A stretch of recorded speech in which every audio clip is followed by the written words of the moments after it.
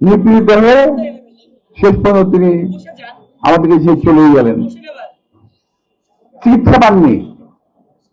এই দেশে একজন সাধারণ মানুষ যে চিকিৎসাটা পায় সেই চিকিৎসাটাও তিনি পান নাই। এই সরকার এই চিকিৎসা নিতে দেয় নাই।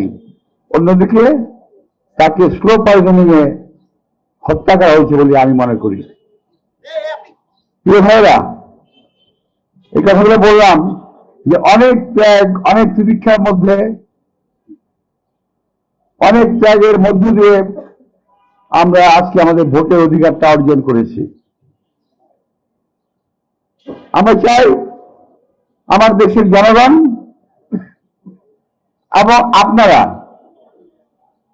একযোগে সেই দিন ভোট দেবেন, যাকে খুশি তাকে ভোট দেবেন, নিজের পছন্দ মতো লোককে ভোট দেবেন, কিন্তু ভোট দিন যাবেন দয়া করে। অধিকারটা প্রয়োগ করতে যাবেন।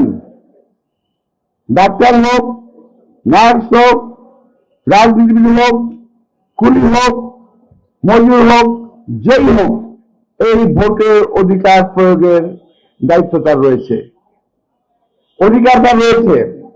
কিন্তু এই অধিকার ছিনিয়ে নেওয়ার জন্য আজকে দেশে একটি গ্রুপ, ওই 2008 সালে নির্বাচন হয়েছিল, আমাদের এই সময় খেয়াল আছে আপনাদের? ভোট হলো না, কিন্তু জয়লাভ করলো একটি দল।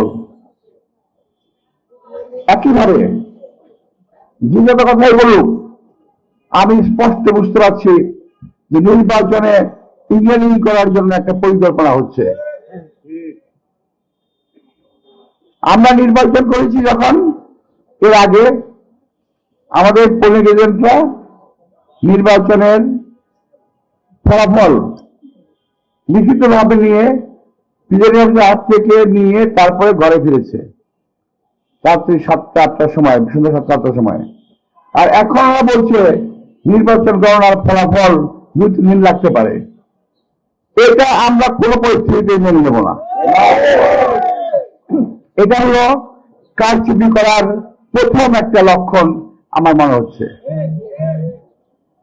কারণ এই সরকারের কিংবা এই সরকারের মধ্যে কিছু কিছু লোক আছে যারা এখনো আওয়ামী লীগের কাজ করে, যারা ঘাপটি মেরে বসে আছে, যারা চায় প্রথমে চায় নির্বাচন না হোক, আর যদি হয় তাহলে যারা বিএনপি জিততে না পারে, বিএনপিকে হারানোর পরিকল্পনা তারা করতেছে। আর একদল লোক আছে যারা দেশের বাইরে থাকে, যারা নিজেদেরকে দেশপ্রেম করে দাবি করে, দেশপ্রেম করে দাবি করে। আসলে ওরা যাই থাকুক দেশে এবং বিদেশে, সোশ্যাল মিডিয়ায় যারা কথা বলেন, সকলেই দেশপ্রেমিক নয়, এটা বুঝতে হবে। দেশের জন্য এত প্রেম থাকলে দেশে আসেন না কেন? আপনারা দেশে আসেন, দেশে এসে নির্বাচন করেন, জনগণের মনোভাব বুঝার চেষ্টা করেন। ওই বিদেশ থেকে বসে বসে বিএনপিকে কিভাবে ক্ষতি করা যায়, বদনাম করা যায়, অপবাদ দেওয়া যায়, চেষ্টা তারা করতেছে। আর তাদেরই বাচ্চা কাচ্চারা ঢাকায় বসে একদল ছেলে পেলে এখন সকাল দুপুর সন্ধ্যা, আরে বাবা আল্লাহর নাম নাও, সারা দিনে তারা যতবার আল্লাহর নাম নেয় তার সাথে 1000 বেশিরভাগ নাম নেয় বিরোধী দলের, মির্জা আব্বাস কিংবা অন্য কোনো রাজনৈতিক দলের।